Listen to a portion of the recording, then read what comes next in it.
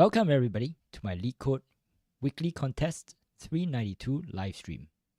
If you're here for solutions, jump ahead to 90 minutes in or use the timestamps in the video description. In a few moments, we'll be starting the contest live. We will be answering questions and giving hints in the chat. So come hang out with us. Join us every weekend. No code will be shared during the contest, but immediately after it ends, we will go through the solutions for all 4 questions. If you enjoy LeetCode contents, do check out the rest of my channel. I have videos on different problems, as well as the hardest problem falls of different previous contests. As usual, like and subscribe to stay up to date on new videos.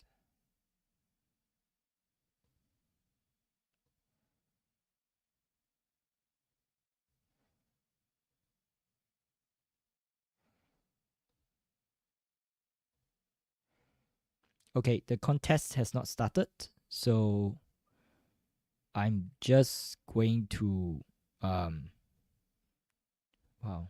going to fix my audio issues. Well, I'm just going to work on today's daily problem. So the contest is 2 more minutes before it starts. I'm just going to work on daily problem.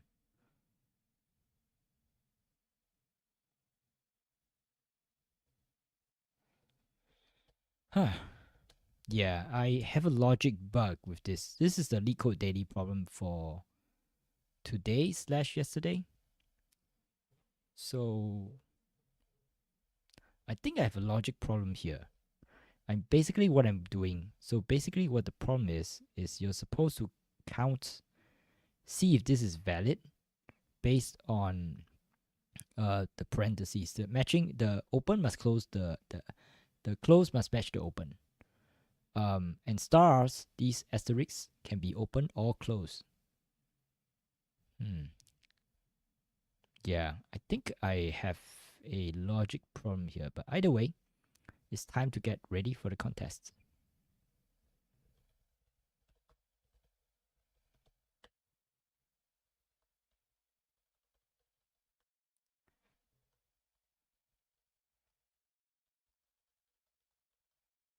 So ask questions in the chat if you need help.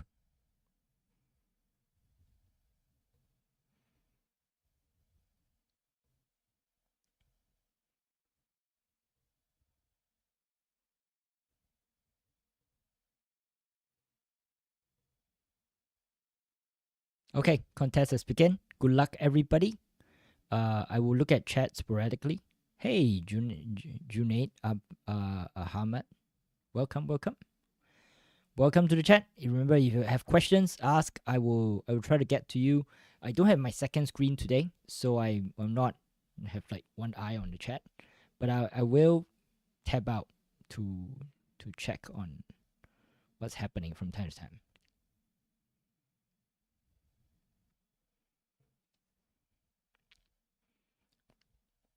And also, as hello, the Dogs Nation. Welcome to the chat.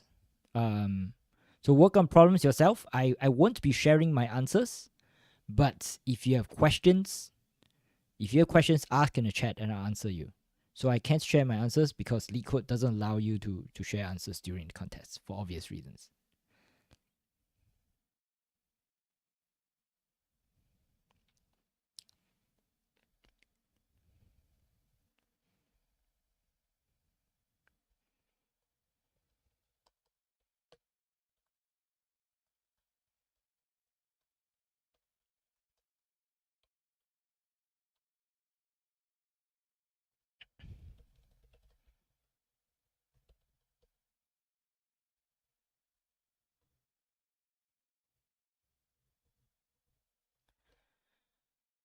Welcome everybody. Let me just put my banner on so it becomes obvious. Remember, ask questions in the chat if you don't know. Good luck for question 1.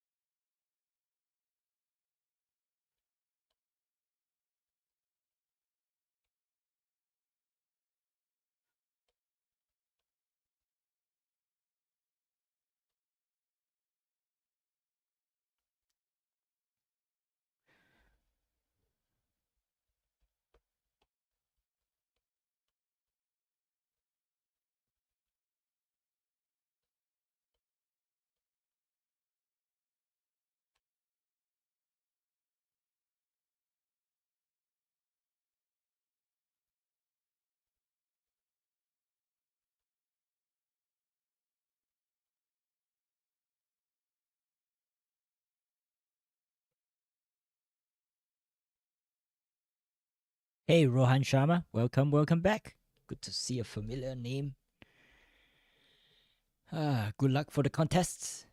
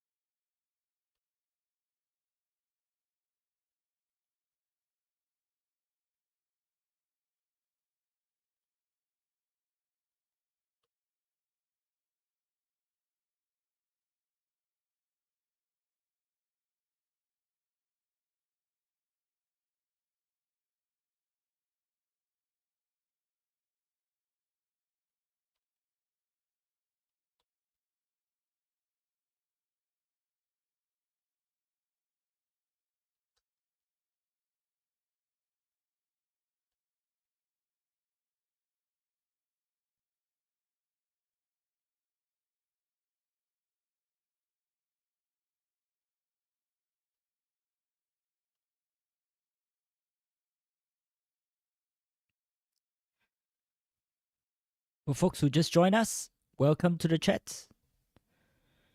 As usual, we won't be sharing code during the contest. That's why you can't see my screen.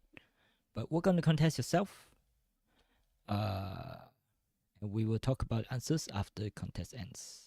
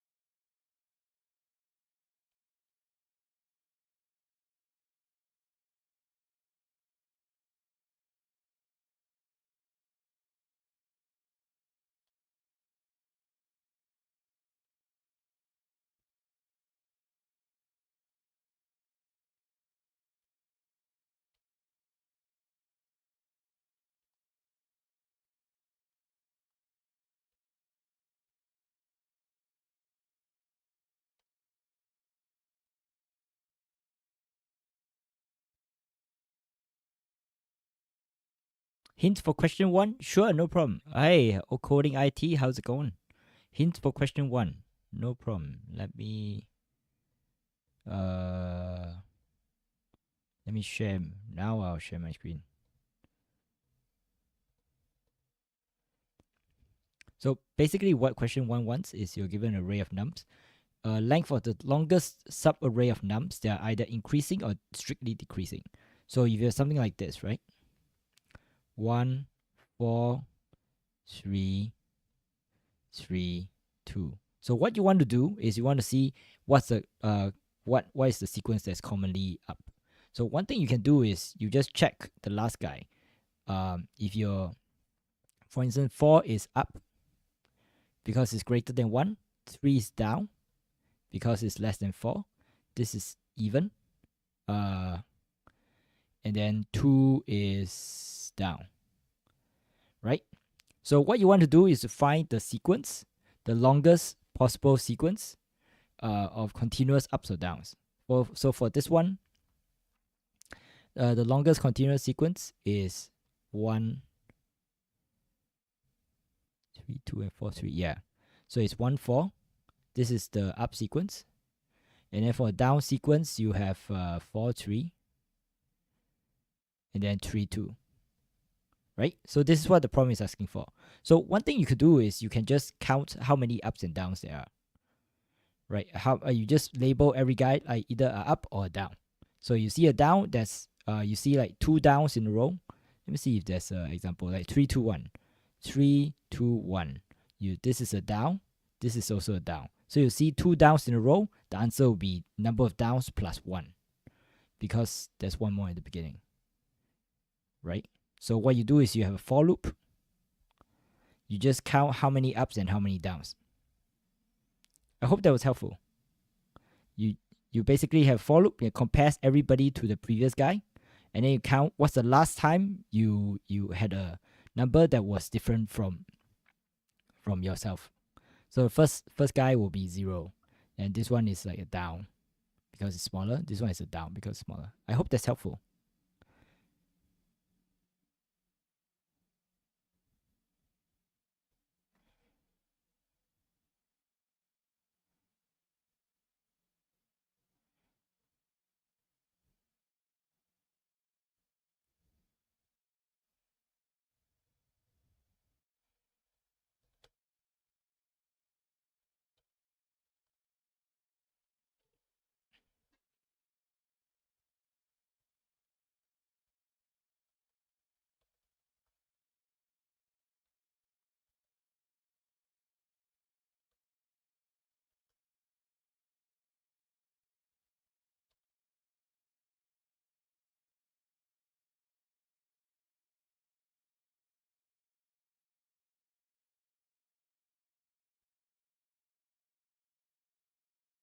No problem. You're welcome, Rohan Sharma.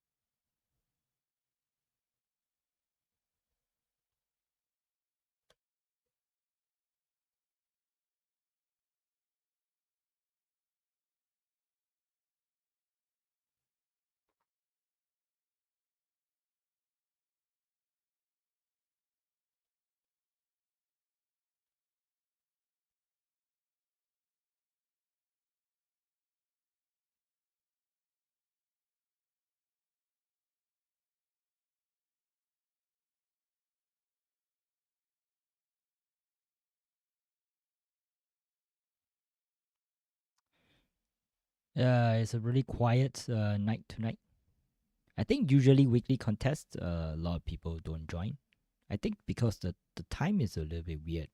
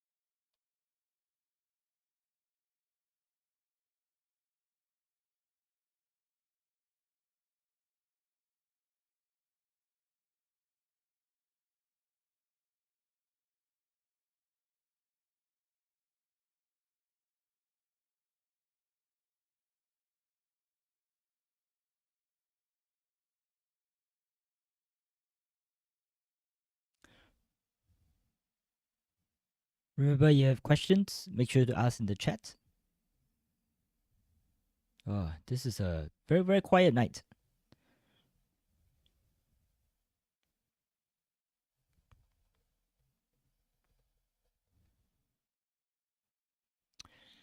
Otherwise, hopefully everybody is doing well.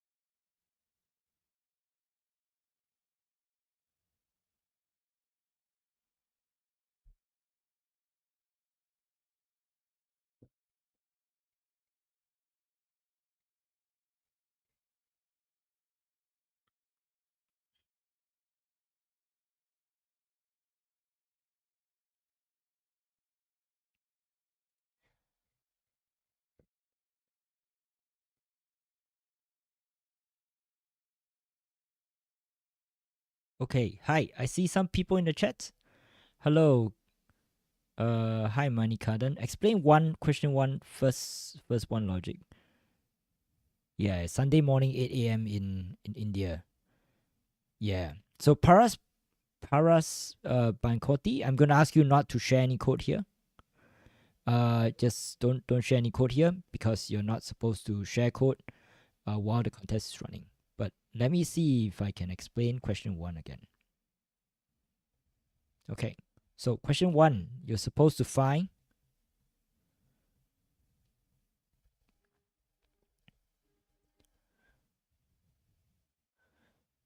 question one. Okay, so question one, you're supposed to find the longest subs array. They're either strictly increasing or strictly decreasing. So you think about it, the easiest way is think about arrows, right? So for each number, you're going to label them up if it's bigger than the previous one, like 4 is bigger than 1, so it's up. 3 is smaller than 4, is down. This is equal. And then the first one by default is also equal. And then 2 is going to be down. Okay, so you're going to count how many of the same type of arrows occur in a row the most. And then you're going to add 1 to that. So for instance, here there's there's like this up arrow appears once. So 4 3. Sorry. So 1 4 is the up sequence. Its length is 2. 4 3 is a down sequence, so its length is also 2. And then 3 2 is also a down sequence. Right? So for every element, you can basically mark as either going up or going down or level. So you want to find the longest continuous sequence of up arrows or down arrows. Right? So same thing for this one, 3 2 1. 3 2 1. This is a down arrow. This is also a down arrow. So you'll see 2 down arrows in a row, and you add 1 to it. It gives you sequence 3. So basically, you have a for loop of some kind.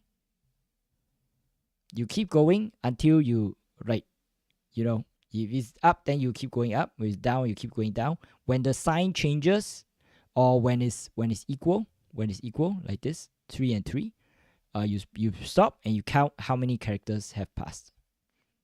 I hope that's okay. Yeah, so I'm gonna so Legend Crates and Paras, I'm gonna ask you to I'm gonna delete your comments. I'm sorry. I hope that's okay with you. Yeah. Sorry about that. Or you can delete your own comment. Because we can't share any code here. And remember, actually, it's not just me. It's like it's LeetCode.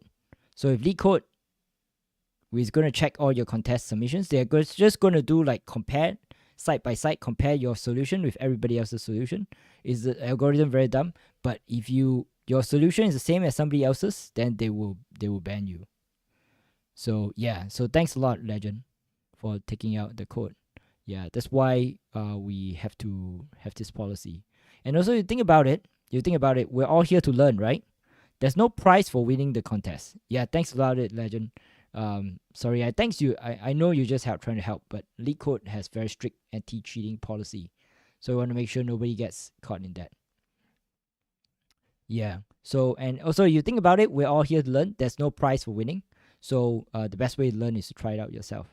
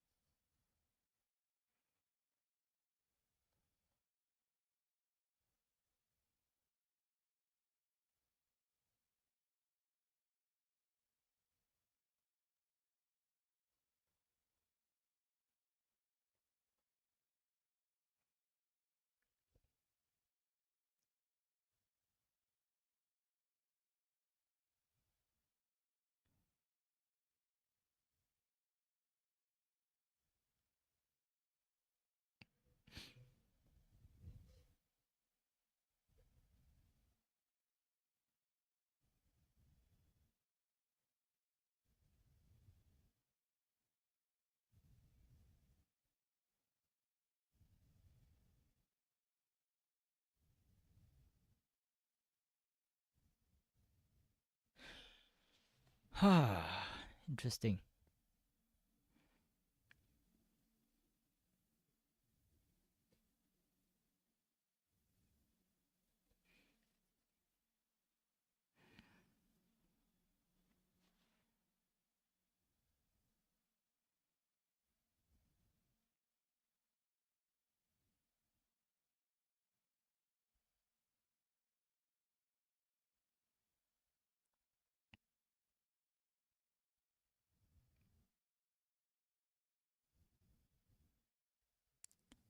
So Rahul Kumar, yeah, I don't think I'm going to be able to go through this again, but I hope this picture is helpful to you. You just mark every cell as like is increasing or decreasing or the same, and you find the sequences of arrows, like sort of down arrows in a row or up arrows in a row, and then you add one, and that'll be the length of the longest sequence. I hope that's helpful to you.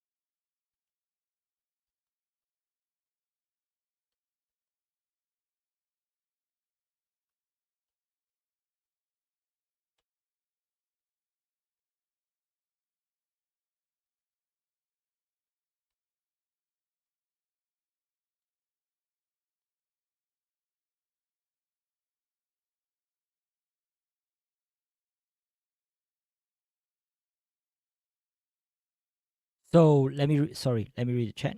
Rohan Sharma. So in Q1 we have to return max up or max down plus one. Yeah. So the you see how many arrows there are? You see how many arrows there are? There's like one arrow going up in sequence. Sorry, let me come back here.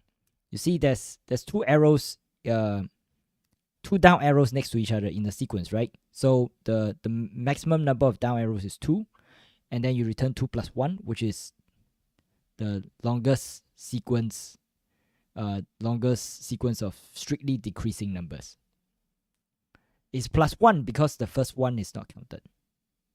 So you see there's two numbers going down after the first one. So two numbers going down means that sequence is length 3.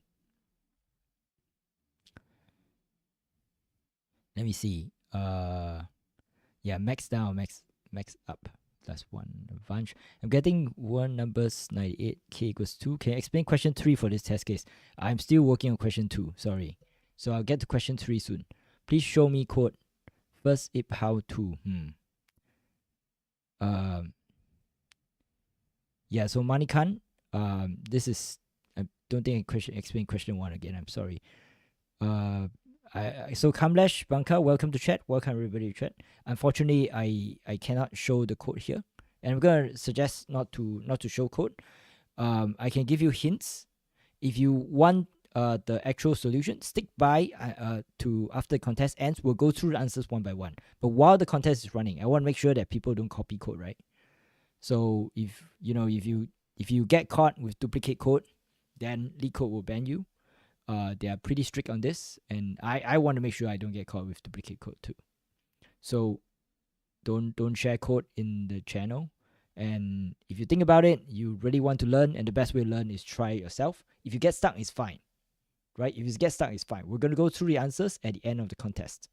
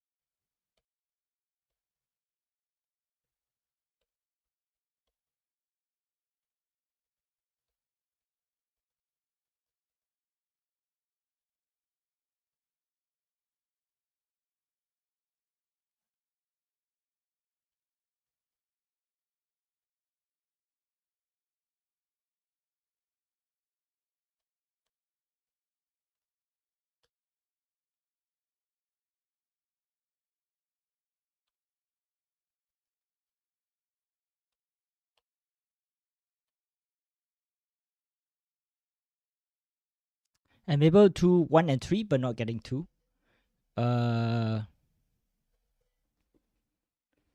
Yeah, let me explain 2. Let me explain 2. So 2 is a bit confusing. Let me get to the right. Make sure that yeah. So basically what 2 is asking for, is you want to have the lexical smallest. Yeah, this is a lot of words. So basically what it's saying is that if you know how to compare the distance, calculate the distance between two strings, right? Let's say z, b, b, z. Okay, let's go over how distance is calculated. And compare the distance between a, z. Okay, the distance between these two strings is basically the distance between cyclic distance between the characters. So the distance in z, and a is 1. The distance between b and a is also 1. So because it's cyclic, it can go both ways. It can basically go both ways. So b and a is also 1, z and z is 0, right? So the answer to this, not the answer, but the distance between these two things is 3. Okay? The distance between these two things is 3. Now, your job is, now that you know how to calculate distance, your job is you're given a string, let's say z, b, b, z, and k equals to 3. You want to find the smallest string that is no more than 3 distance away from z, b, b, z. Well, how are you going to do that? When you talk about smaller string, how do you look at smaller string, right? The smaller string just looks at the first letter first. So you sort of, the sort of strategy is, you want the first letter to be A if you can. If you can, you want the first letter to be A. Okay? So let's say for a string like Z, B, B, Z, the best, the lexicographically smaller string T that you can do is if the first letter is A. And so now you think, okay, if I want to change this Z to A, how much is it going to cost? It's going to cost me 1. So my K is 3, right? Now I use one operation. I use one distance, right? If I use one distance, my K is now 2. I have 2 left for K. Now this B, I want to change. I want to change it to A, right? The smallest thing is always A. If you can, you want to change it to A if you can. So B is also A. So you calculate how much does it cost me to change B to A? Well, it's also 1. And likewise, B to A is also 1. And then now you have used K equals 3. Then you have no more, what do you call that? You have no more K left. So your last one must be Z, right? That's how you get A, Z. Does that make sense? Yeah. So with that in mind, basically your strategy will just follow exactly this algorithm, right? Will follow exactly this algorithm. You go from the first letter and you say, how much does it cost to change this letter to an A? Because lexicographically smaller string always look at the first letter A to left to right. So you want, if you can, you want the first guy to be A. If it's not enough, so for instance, if your K equals to 4, okay, and then you've used 1, 2, 3 Ks already. Now your Z, you want to change this to A, but you cannot. You only have 1 K left. You have $1 left. What do you do? Well, if this letter is larger than, well, it's going to be larger than A, what you want to do is you basically want to subtract it, right? You basically want to take this Z, and then you want to move it as close to A as possible. So since you have $1 left, you can only change it to Y. That's the best you can do. Does that make sense? Yeah. Actually, it's not changed to Y. Sorry. It can become A also. What am I saying? This actually can become A also. Because Z to A only takes $1.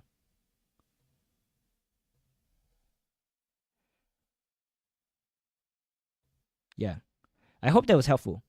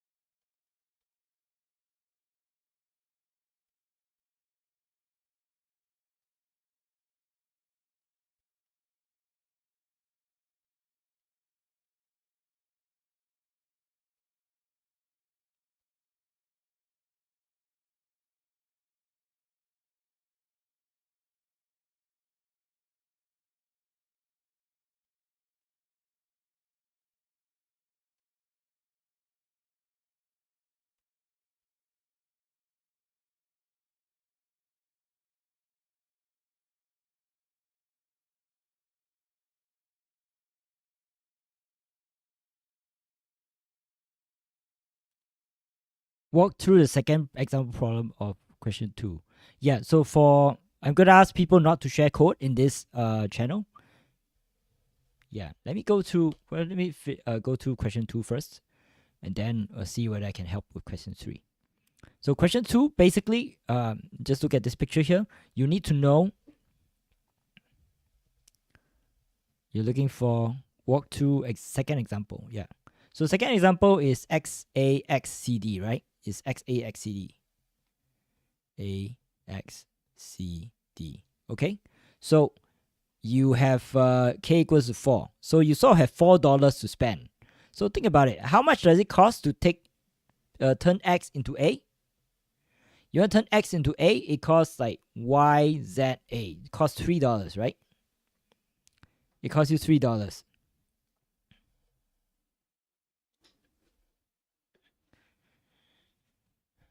Now, you have $1 left. So how much did it turn A to A? Well, it costs you $0. X to A. Now, this X costs you $3 to get to A, but you only, at this point, you only have $1 left, right? So what you're going to do, you're going to get as close to A as possible. So with this $1, you're going to turn X, WX,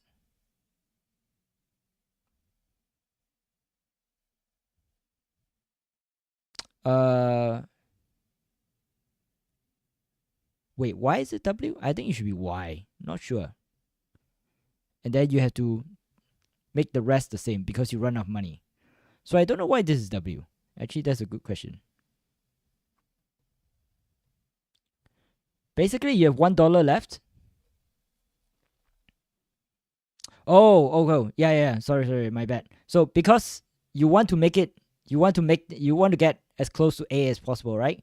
So you turn X into W because W is closer to A than Y. So you turn X into W. So this would basically reduce the distance. Yeah, I hope that's helpful. So this will cost you $1 because you only have $1 left. So the idea is you go from left to right. When possible, you want to turn the character into A. If you have enough sort of money left, you start with like K money. You want to turn that number into A. If you cannot, then get as close as possible. Yep.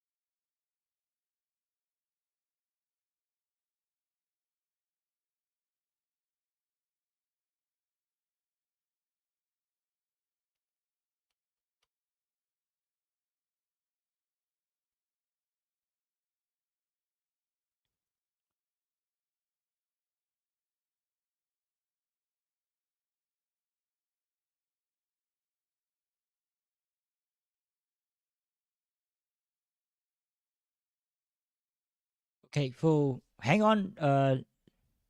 Yeah, give me a moment for question 3. So sorry about that.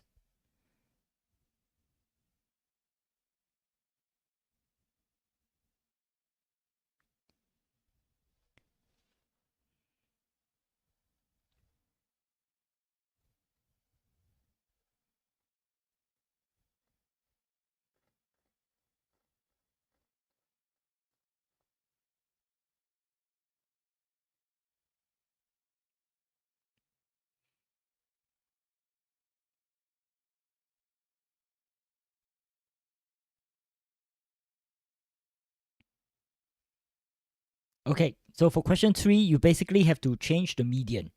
You want to change the median. So, and you actually have to return the minimum number of operations needed to make the median equals to k. So you don't actually have to change the array. You don't actually have to change the array. You just have to count how many operations are needed in theory, right? You just have to know how many operations are needed. And so this is the way I would do it. So you want, for example, this is 2, 4, 6, 8, 4, right? You want the median is equals to 4. So right now the median is, I think like 6 or something. I don't know. The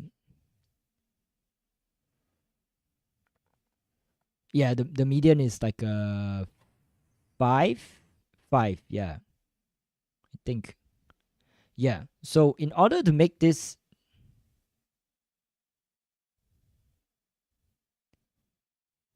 if you, in order to make this median equals to k, the first thing you need to do is to figure out how many numbers are larger than k, how many numbers are smaller than k, right? So we're gonna make the simple case first. Okay, let me backtrack a little bit. Everybody knows how to calculate median, right? Median equals two cases. If there are odd number of elements, then it's the middle one. Even number of cases, then it's the two middle, and then you take the average. Okay? So this is actually a little bit important. So let's take this example. So this is 2, 4, 6, 8, 4, right? 2, 4.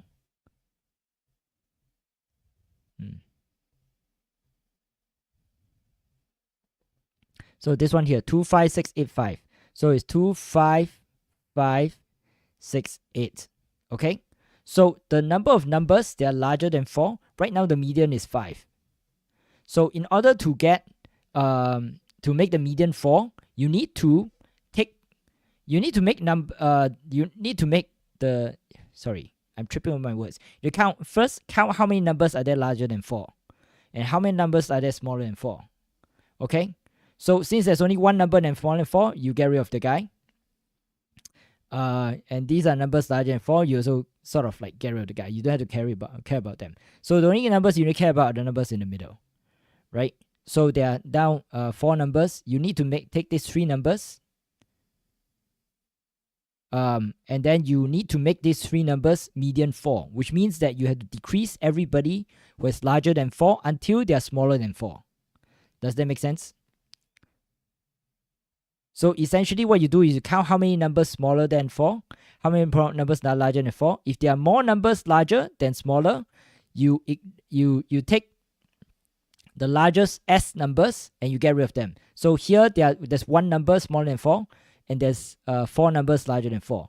So you get rid of the largest number, you ignore this 8. And now you're left with this one, right? This one in the middle. So in order to make this median 4, you need to take these guys and reduce them until they're 4 or smaller. So same thing, if this S, if in the other case, let me see if I can find another case. Yeah, so if it's 2, 5, 5, 6, 8, and I want median to be 7. Right? You want median to be 7. So how many numbers are there smaller than 7? Well, all these numbers are smaller than 7. Only this is larger than 7. So you remove the two large, you remove the number smaller than 7 equals to the number larger than 7. Okay, that's one number larger than 7, right? And remove the smallest number smaller than 7. Okay, I'm left with these 3 numbers in the middle. So I need half of them to go up until they are 7. So this one will have to be 7, and this guy will have to be 7. So this is how it is. Yep, so basically you have to count them. I hope that makes sense.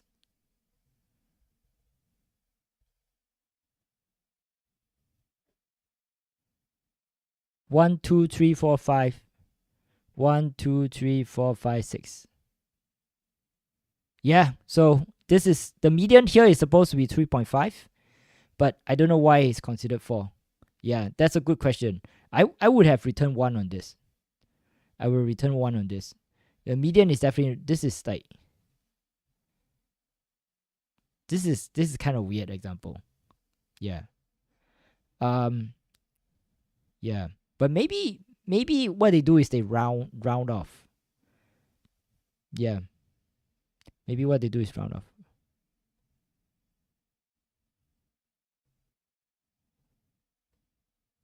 Oh, sorry, I've been presenting the wrong screen.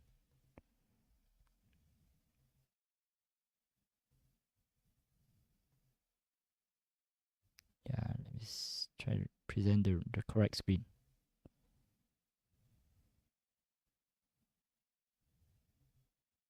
Yeah, so this is the median. Yeah, sorry about that. So I can't go back to question 2. But I will go through the answer for all 4 questions after the contest ends, because I also have to do the contest myself.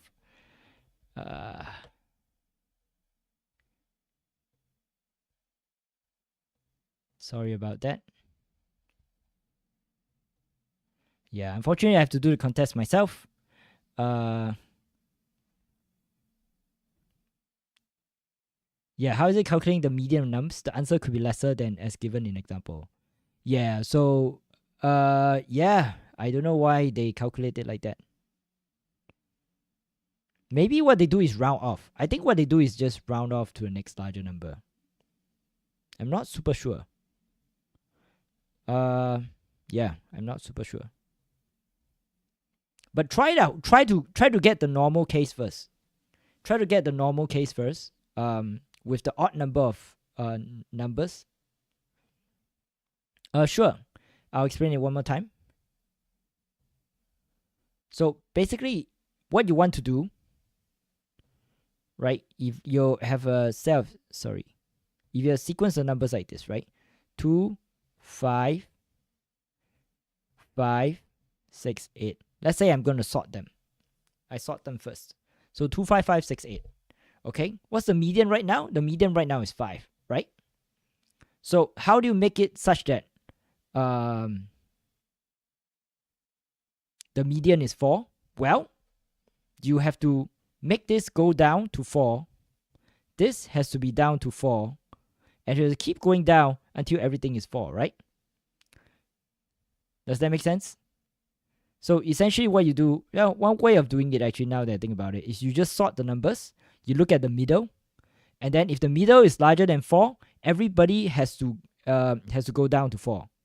So it go from the middle, this number 5, you go bring it down to 4. You go number, bring it down to 4 until, this 2 is smaller than 4, then you're done. If 2, 5, 5, 6, 8, and your median is 7, right? Your median currently is 5. So you need to bring this up to 7. So this has to be 7. This has to be 7. And then this 8 is already larger than 7, so leave it alone. So this will be 1, 2, 3. So output is 3. I hope that makes sense.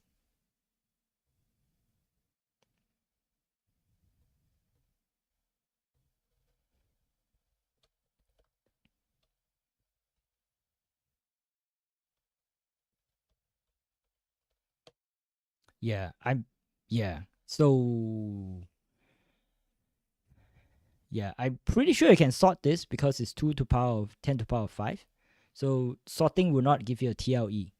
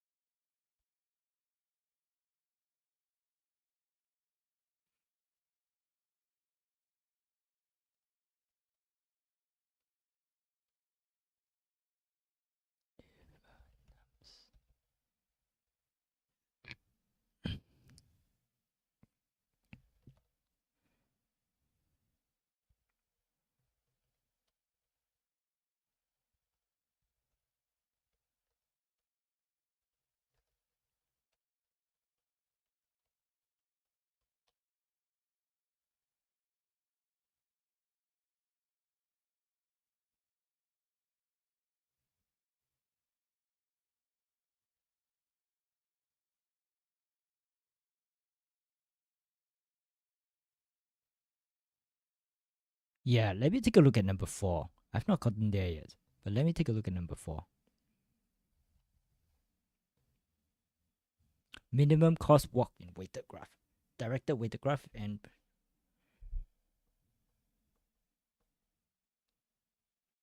okay.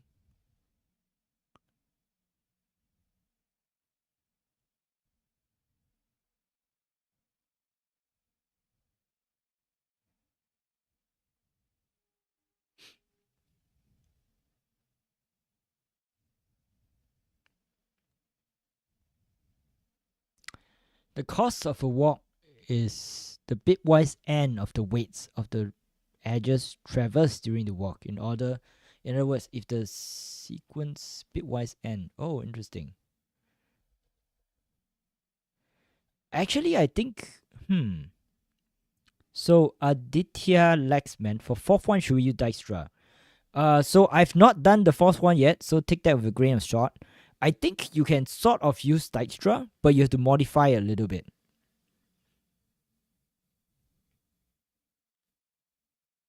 I think you can use Dijkstra because the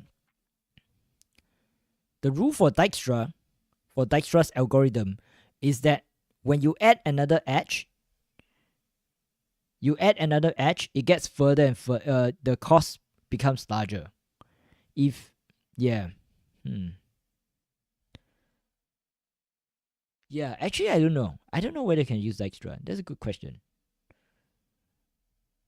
Okay.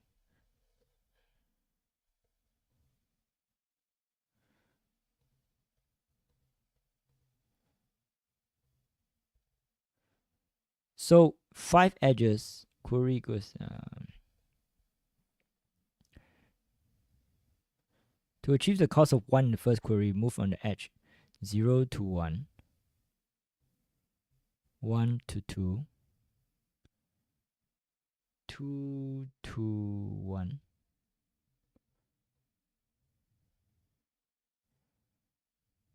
Oh, oops. 2 to 1,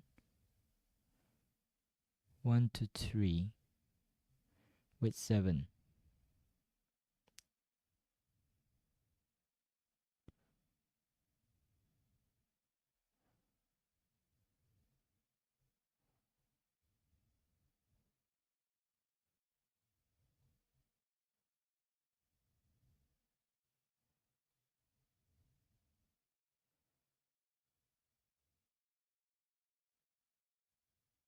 Okay, so for the first query, from 0 to 3. From 0 to 3. Oh, interesting.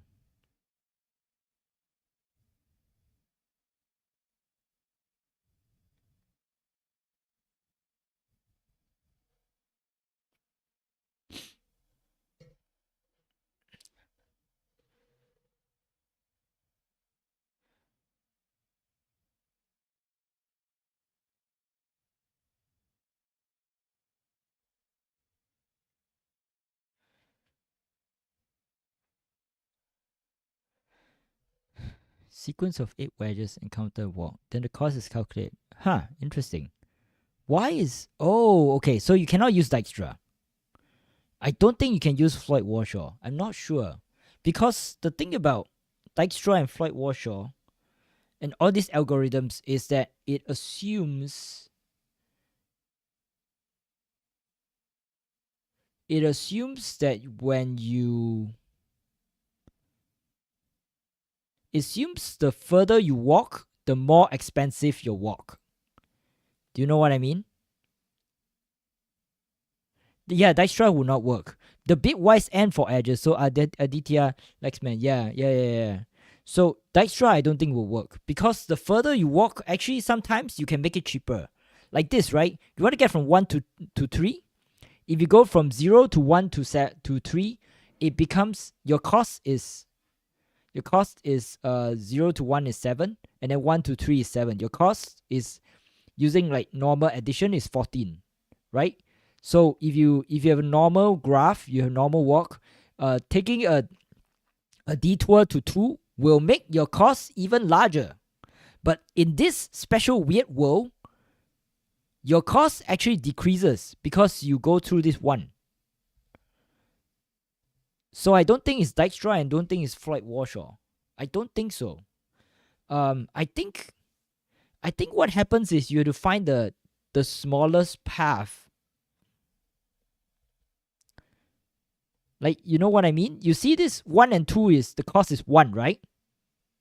If you have a lot of nodes,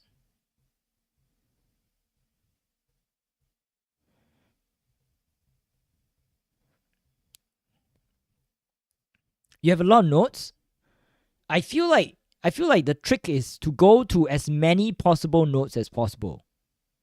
Oh, wait a second. Hey, this is very weird, right? Because in this graph, the more edges you go to, the cheaper it becomes. Correct? The more edges you visit, the cheaper it becomes because it's bitwise n. Bitwise n means that if your number, you visit like 10 edges and you visit the 11th one, you might make it cheaper because of the end. So what you want to do is actually to find yeah, basically what you want to do is if the two of them are in the same connected component. Oh, interesting. So if this is like A and you want to go to B, basically what you want to do is to go everywhere. Just go the whole path, right? Just go through the whole connected component as many places as you can go before you reach B. And this will give you the cheapest. I think this will actually give you the cheapest. Yeah, so I don't think you have to use Dijkstra or Floyd Warshaw. It's actually a very weird problem. What you need to do is you have to calculate the connected components. So for instance, this is one component.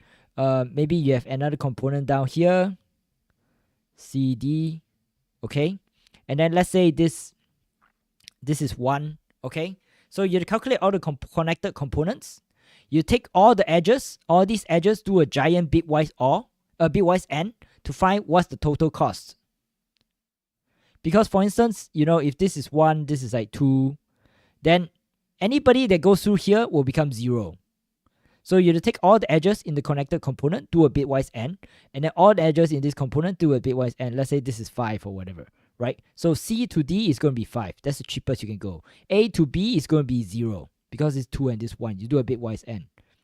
E, F, G, H. So all the other nodes inside here, because they're on the same connect, you want to go from G to H, right? How to make this cheap? Well, you don't just go directly G to H. You just walk everywhere. You walk everywhere you can. As many places as you can. Go through all the edges you can until you walk through all the edges and then you go to H. So that will give you actually the cheapest path. So it's kind of weird. The cheapest path is the longest path. It's not the shortest path, it's the longest path. I think this is what you do. Because V is the bitwise n, right? You see this bitwise n? The more things you have the bitwise n, the smaller it is. So your cheapest path is actually the longest path. I hope that makes sense to people. Yeah, is that right, Aditya? Does that make sense? Aditya and Mayuk Biswash? Yeah, let me know if that makes sense. I think that makes sense. See if you guys can finish it. I don't have enough time to unfortunately I don't think I have enough time to finish to finish it in the contest, but I hope you guys can get it done. Yeah. Yes, this is how it's done. Yeah, it makes sense, right?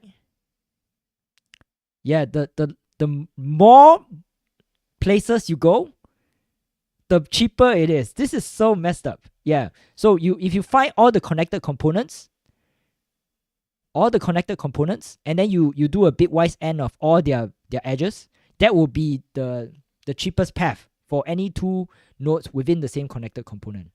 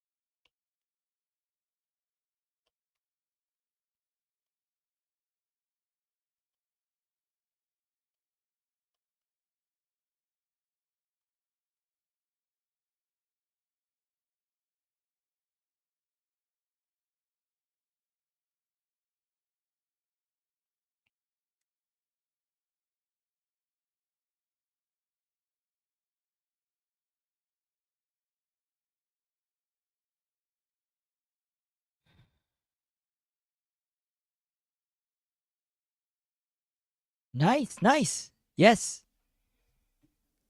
Great job. Well, you guys would have to do the problem on my behalf. I'm still working on stuff. Yeah, because I have to answer people's questions. Yeah. Also, I have some bad luck debugging.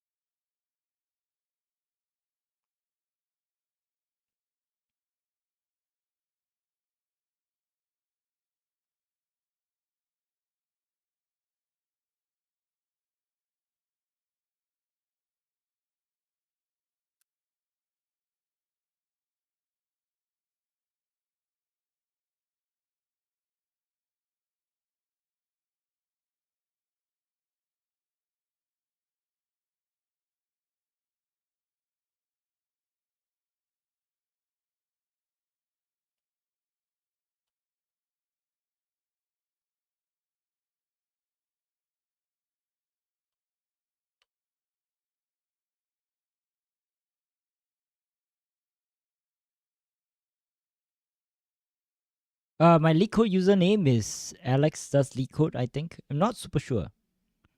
Last question, tough. Okay, last question. I want to help people if I can. Okay, last question. Last question is actually a very weird way of defining shortest path, because think about the cost of a walk. For instance, you want to get from A to B. What's the cost of A to B? Or you want to get from 0 to 3, right? This 0 to 3. What's the cost of 0 to 3? You might think it's the shortest path. Actually, it's not. Because the cost of 0 to 3 is going to be the bitwise end of all these edges that you go along the way, right? So the cost of the walk is actually a bitwise end, which means, ironically, the further you walk, the cheaper your path. The further you walk, the cheaper your path. So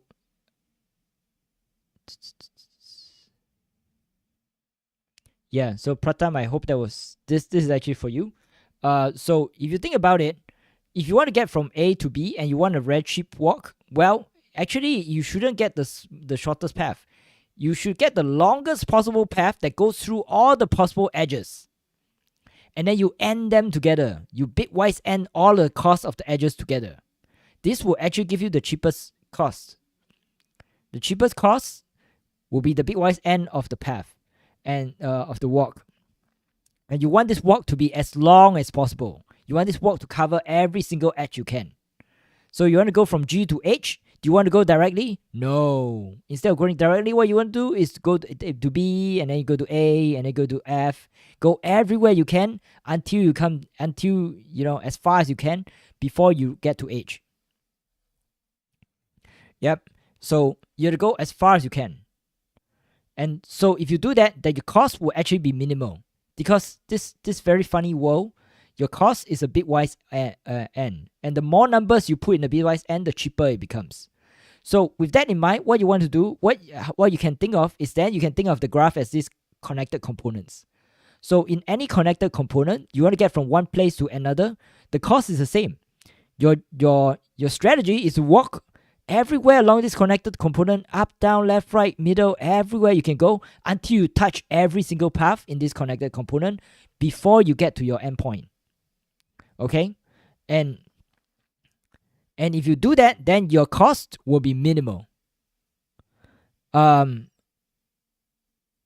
Which means that the cost of any other any pair of things inside this connected component is the same. It's just the bitwise n of all the edges in the connected component. If there's multiple connected component, let's say there's there's one here, this one, and then there's this one, and they're not connected to each other, then well, the cost of this C and D is going to be what the bitwise n of all the edges in this connected component. So I believe, and the folks who gotten further than me, the folks who gotten further than me, I think is Aditya and Mayush. You can double check me on this. I think what you need to do is to find out all the connected components, and if there are two things in the same connected component, their cost will be the bitwise n of all the edges in the component. If these two things, like A and D, they are in separate components, then they are unreachable. Then their cost will be -1. I think that's how you can do it. Yeah, I hope that's helpful.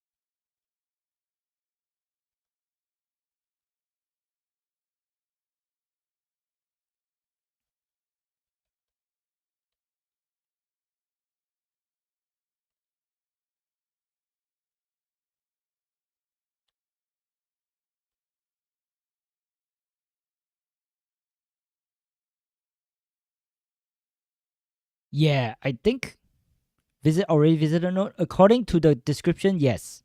So I'm still working on this. I don't know if I don't know if this works. So I know Aditya and Mayuk are trying to code it up. If they manage to succeed, they'll tell us whether the strategy works. Yeah, because let me see.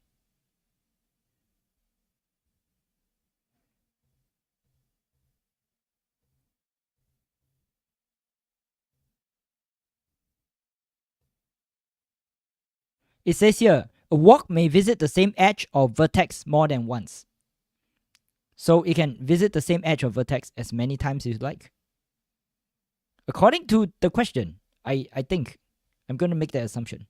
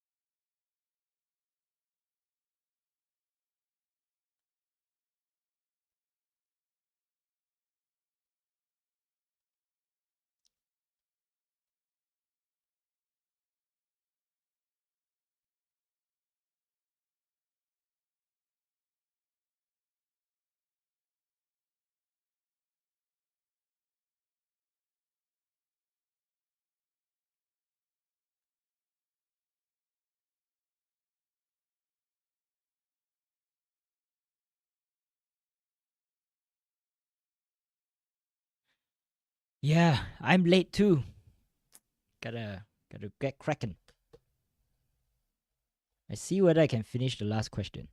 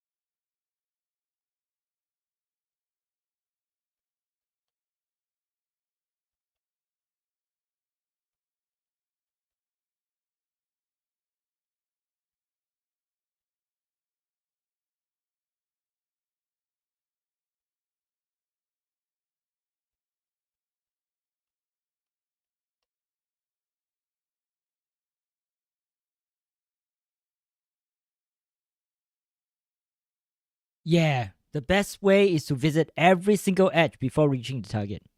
It works in fourth. Yep. Okay, Priya Brata, it works in fourth. Find the bitwise end of connected component and check whether the nodes are in the same component. If they are not, then you return -1. If they are, then you return the bitwise end of all the edges.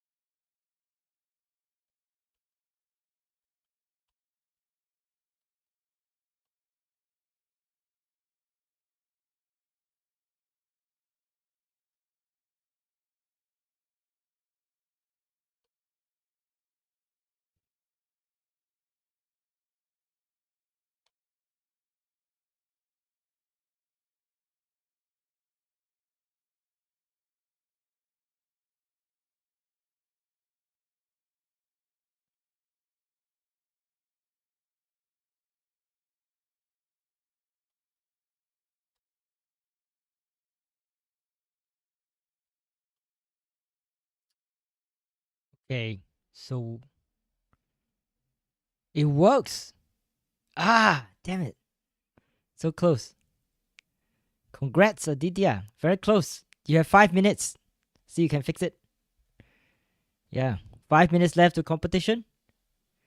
I hope everybody whatever your goals are, if you achieve your personal goals, you're good enough. You don't have to compare to anybody else. Don't compare to people who get first place in the competition. That's useless. Your goal is to improve. All right? Remember, as long as you finish this competition being a slightly better programmer than you were before, you've achieved your goals. We've all win something. Since we're close to the end of competition, do my usual spiel, which is if you enjoy my content, you enjoy LeetCode contents, make sure to check out rest of my channel. I have problems, other LeetCode problems, normally LeetCode daily problems. I have solutions to previous contests question 4s, which are the hardest questions, including the one from last week. And drop me a like and subscribe. It helps me so much. It helps small content creators like me so much, and it also helps you keep notified when I release a new video. Yeah, I'm gonna try and finish up question 4. I don't think I can finish question 4, and damn it. And even if I do, I'm pretty sure I'm gonna get TLE because I took a very slow approach.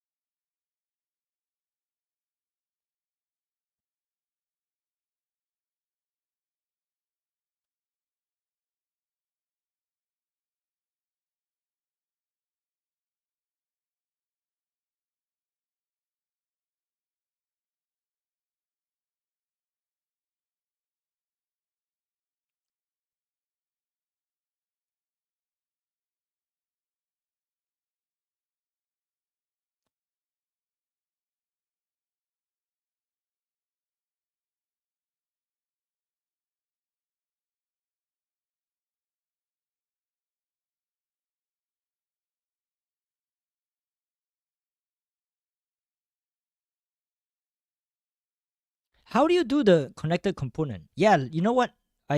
Yes, stay back after the contest. I want to talk to you guys who did question 4. Let's find out. I'm curious, how do you get TLE? Because I have a bug in my code, but I don't think I'm gonna get a TLE. It's quite cheap. You don't actually have to go through all the path. You just have to do a connected component search.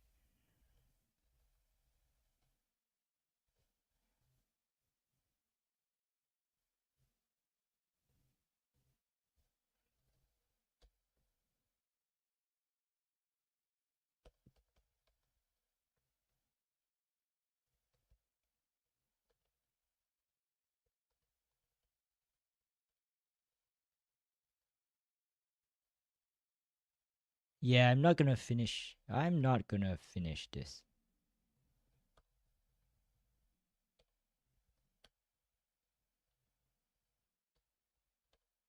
Unfortunately, I can't finish before the contest ends.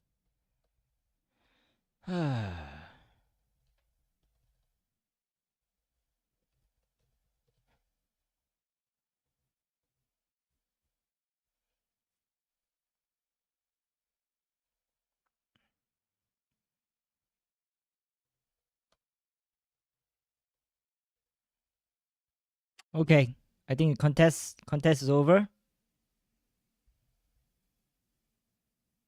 Please, last code. Oh, 248. Fact Insun. Very nice. Very nicely done. Very nicely done. Yeah. What is your Fact Insun? 248 rank. That is very impressive, I have to say. That is very impressive.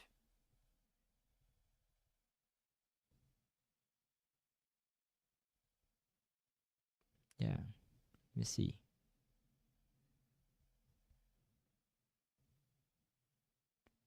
Please show me last code. Please solve question. I don't have last code. Since the contest is over, you can ask Fact Insun, I think. Or I think Aditya also has something for question 4. But I will go through all the answers. I think to me personally, the code is not as important as understanding the thought processes and understanding the algorithm behind this, right?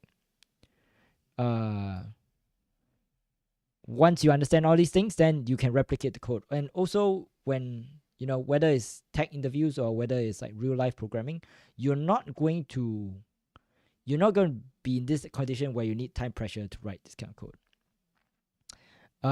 But give me 1 minute to chill out, and then I'm gonna come back. We're gonna go through all 4 questions. I'm gonna go through the first few questions more quickly, but give me 1 minute, drink water. I'll be right back. Okay. BRB.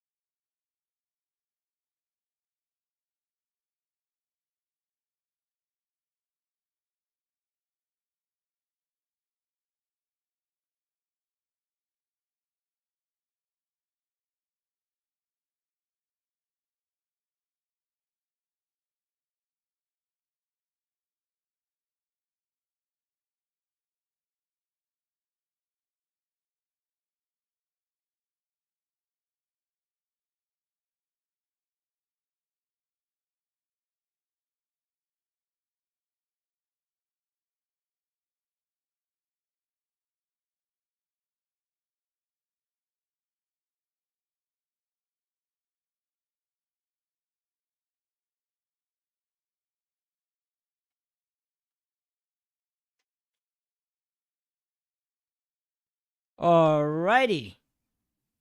I hope people are still here. It is a weird time now. I get that. It is a weird time.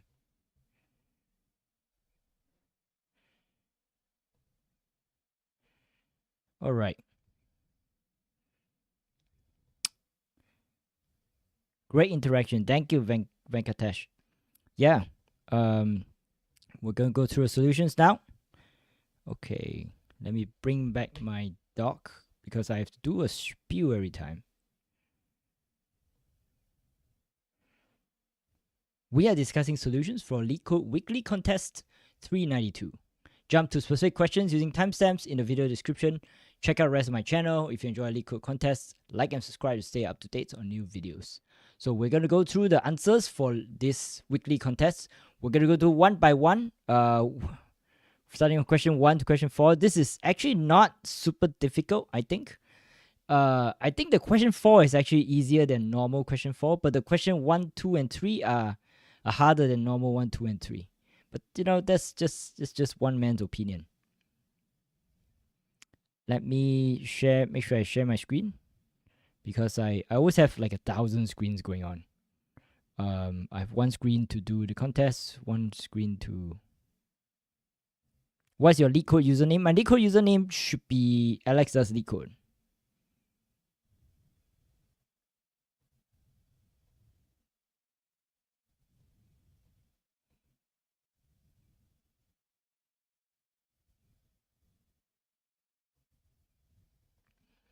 Yeah, is that not correct?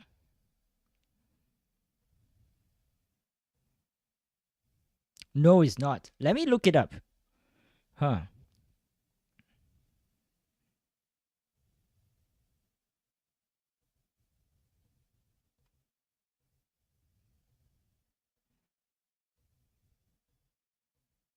Oh, I'm having some problem with screen sharing. Let me try and quickly...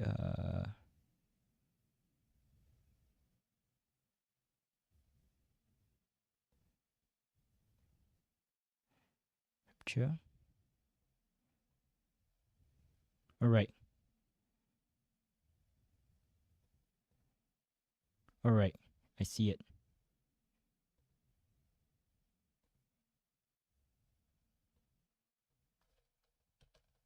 So how do you guys do? How do you guys find the contest? Was it easy? Was it difficult? How did people think? I thought it was not too bad. But I'm curious what people think. Let me know in the chat. Okay. All right. Cool. So we have our stuff. So we're gonna start with question 1. Longest strictly increasing or strictly decreasing subarray. Okay, so your goal here is to find the longest strictly increasing or strictly decreasing subarray. What that means is, let's say you have 1, 4, 3, 3, 2. 3 to 2 is a decreasing subarray. 4 to 3 also decreasing. 1 to 4 is increasing. Okay, so your goal is to find the longest sequence. So 1, 4 is length 2, 4, 3 is length 2. So the longest sequence, there are 3 valid sequences, they are all the same length, they're all length 2. So the answer for here is going to be 2. Likewise for if you have something like 3, let's say 4, 3, 2, 1, then this is decreasing, decreasing, decreasing, right?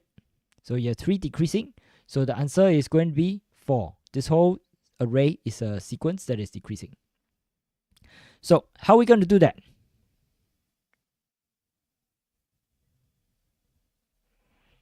Damn it. Sorry, give me a second. I have to reopen my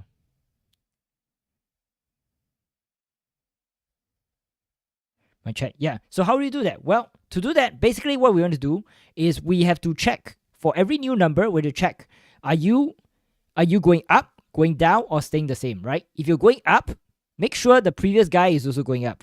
If you're going down, make sure the previous guy is going down. If you're staying the same, then there's nothing you can do.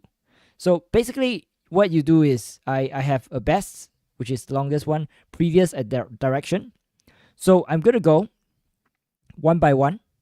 If nums I is larger than, so I'm going up, and direction is basically if 1 equals up, 2 equals down.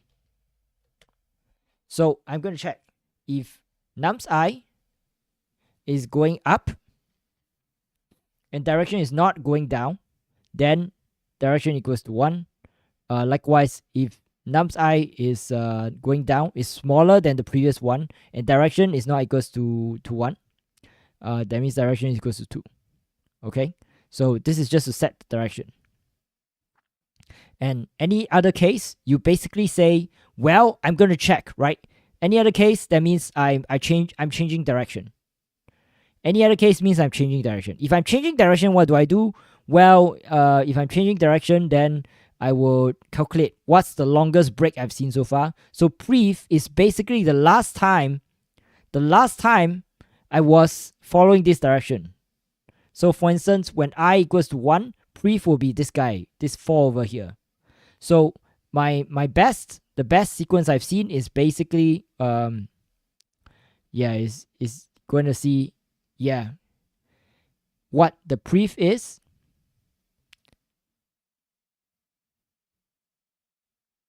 Let me see. Yeah, it's basically I minus pref. Okay? And you're going to take the best. You're going to take the max compared to the best sequence I've seen so far, the longest one I've seen so far. And then what you're going to do is after that, you want to change direction. Just set direction to the new one and set pref into the new pref. Yeah, so that's all there is to it. This is not super hard.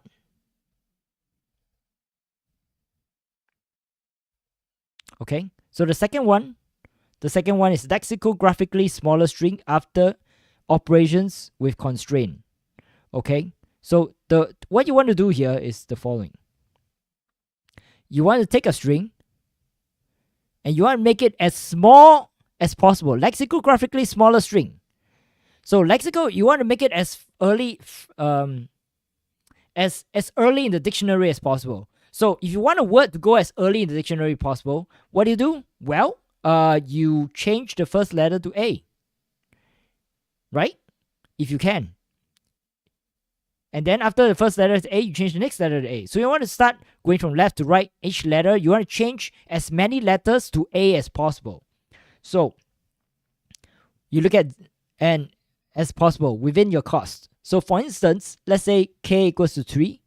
You can think of this as you have $3 to spend. You want to change things to A or move things as early as possible. So you go from left to right. How to change Z to A? Well, it's cyclic, right? Because it's cyclic, to change Z to A, it only costs $1. So now you have $2 left. How do you turn B to A? Well, you can. It also again costs you $1. So now you have $1 left. And B, you want to go to A again. So again, it costs you $1. And you have no money left, so you keep the Z. So the answer is Z. This is the answer here. In this case, X, A, X, C, D. You want to use the same logic. X, you want to turn that, you have $4, right? X, you want to turn that to A. How much does it cost? X, Y, Z, A. So it costs you $3. So you have $1 left. A, you want to change it to A? Well, it costs you $0 already, A. So X, you want to change it to A. But you only have $1 left. So Z cannot go to A. So what do you want to do? Well, you want to move X as early as possible. As early as you can possibly get. Which means you have to move it. Well, in this case, you have to move it one step. So X will become W. Because it only costs $1 from X to become W. Right? And now you run out of money, so you copy the C and D. So you get A, W, C, D. So that's what's happening in this piece of code here.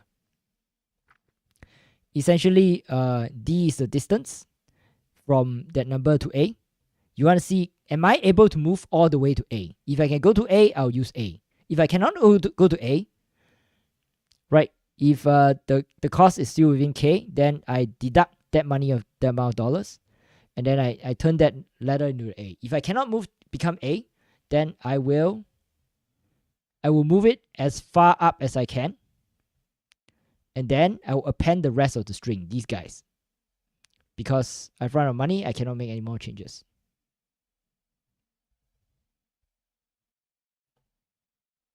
Okay, so that's it for problem 2.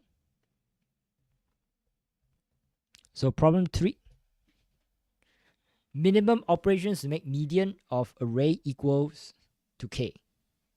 So this, what does this mean? So you start with an array, right? So you want median. Median is the number that's halfway. Median is the number such that the numbers in the set smaller than it and the numbers in the sets larger than it are equal. So for instance here, 2, 5, 6, 8, 5. If you sort them, you get 2, 5, 5, 6, 8. The median is going to be this guy, is 5. It's the guy right in the middle. Right? The numbers larger and the numbers are smaller are equal. So if you want the median to be K, what do? Well, because 5 is larger than 4, you need to turn 5 into 4. And then everybody else has to be 4 or less. So this one costs you 1 to turn 5 into 4. This one costs you 1 again to turn 5 into 4. So your total cost, your output is going to be 2. So that's what's going on here. Now, what happens if your current median is smaller? So let's say you want a median of 7. K equals to 7. Same array, currently your median is 5, is right here. So you want this to be 7, right? So this has to be a 7. And then now you go this way. This 6 has to become 7. So this costs you 2, and this costs you 1. So your answer is going to be 3. 2 plus 1, 3. So this is the basic strategy. So knowing that, what you can do is you start by sorting. Sorting is simple. And then you find the midpoint. So midpoint, it's some arithmetic. You basically divide it by 2. I add 0.5 because I want to round up instead of round down. So now you look at, if nums at the midpoint, the current median is larger than K, then what you do is you keep going, I equals to mid, and then you keep going backwards. Right, it's going to be this case. You keep going backwards. You keep going backwards until you have made all the numbers at mid or smaller left of mid, at least K. So that will be this case right here. If nums mid smaller than K, then you have to go, you make it bigger, right? So nums mid has to be larger than K. So you do the same thing, but this time you move to the right.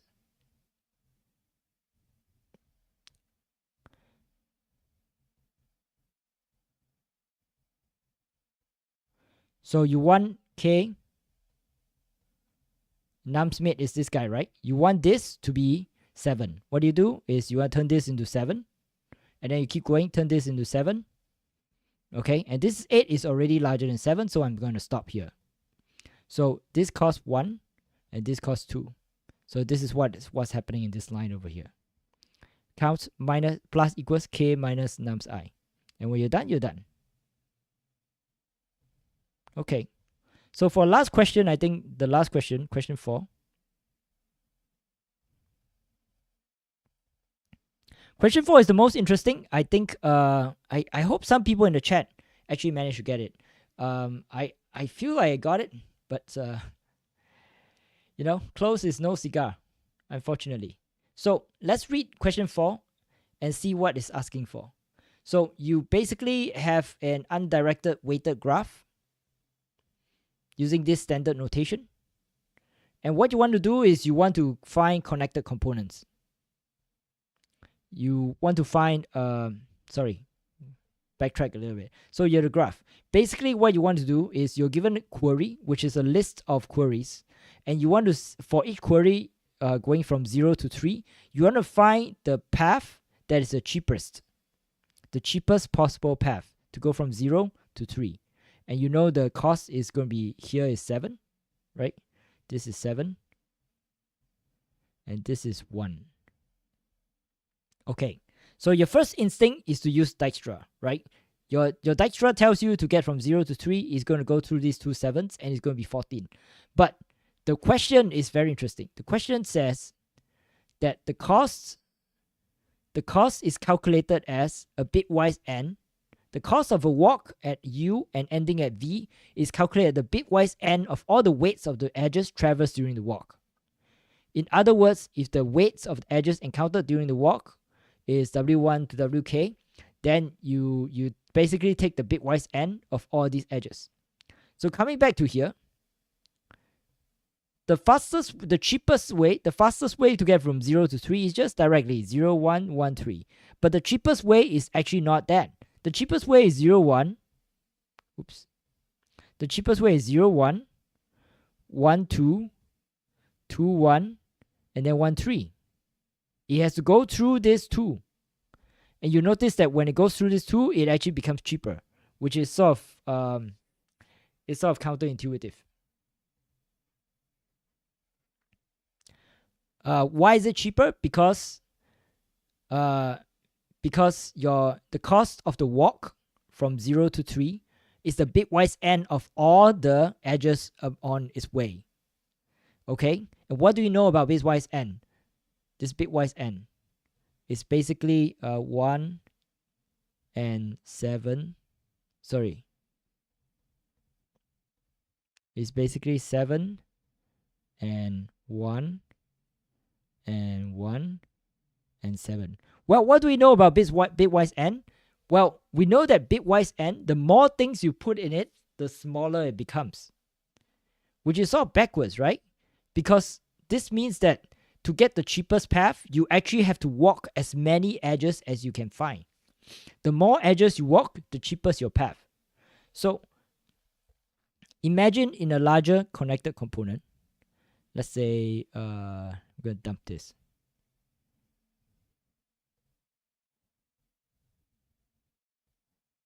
Let's say in a larger, take for example, a larger connected component.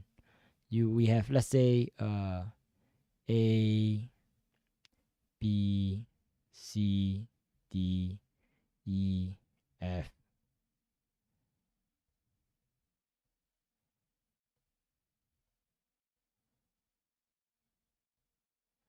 Yeah, whatever. Let's say you want to go from B to C. B to C. You want to go from B to C. You might think that the cheapest path is just go B to C directly, but it's not, because the cost of our walk is defined as a bitwise n.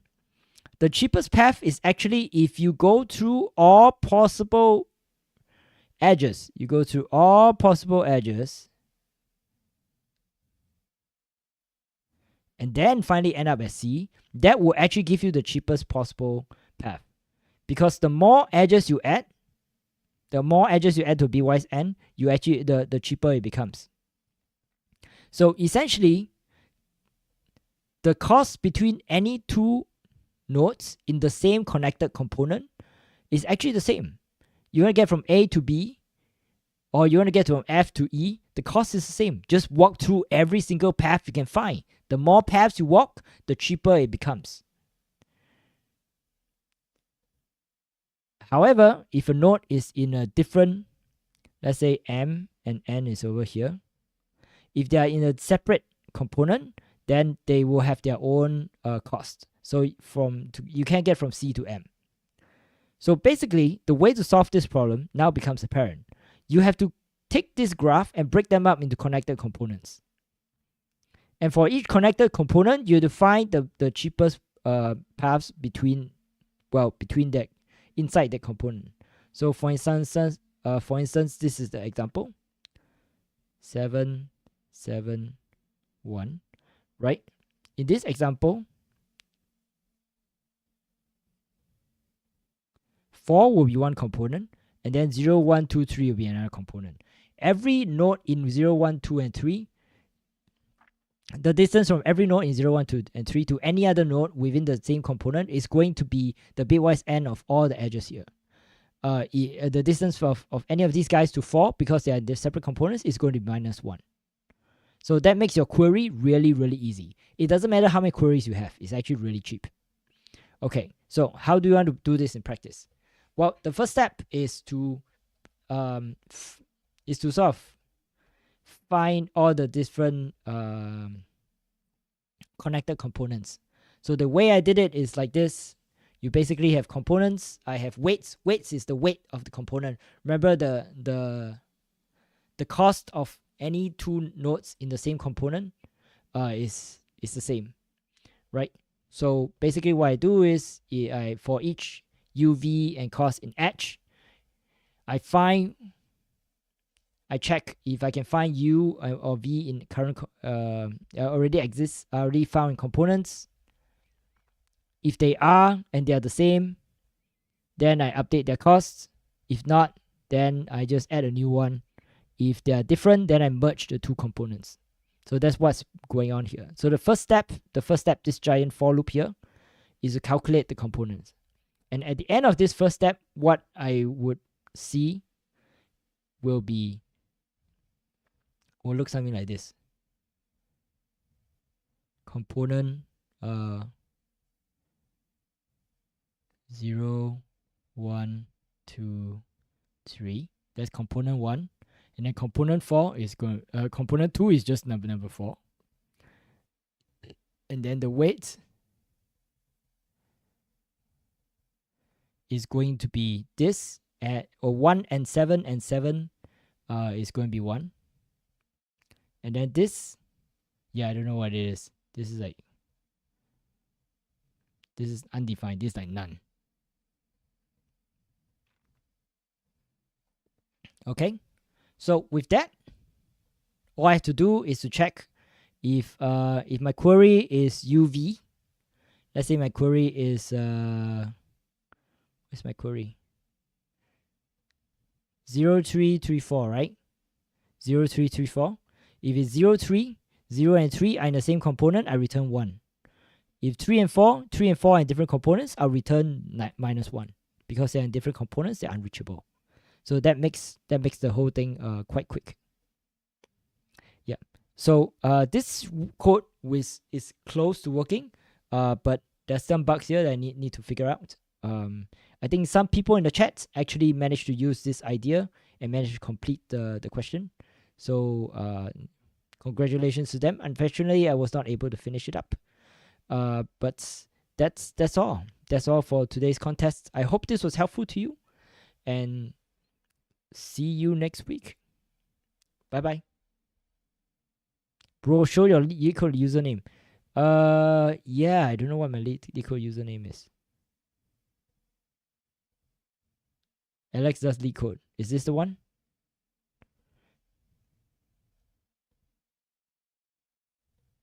Let me see. I don't want to dox myself on screen.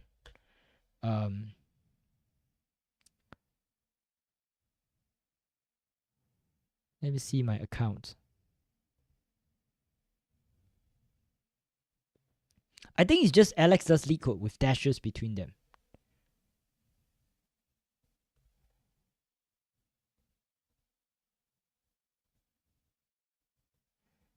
I think it's just this. Yeah. That's the only name that I see.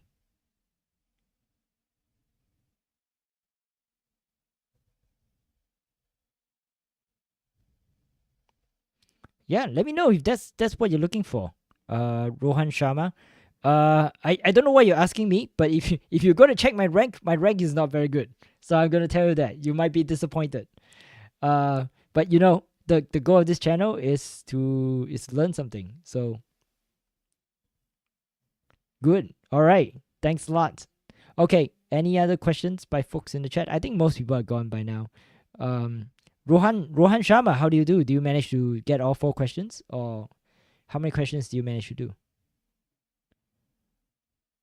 I guess the more important question is, are you happy with your own results? Sure, no problem. It's my pleasure. Thanks to you for coming back to watch.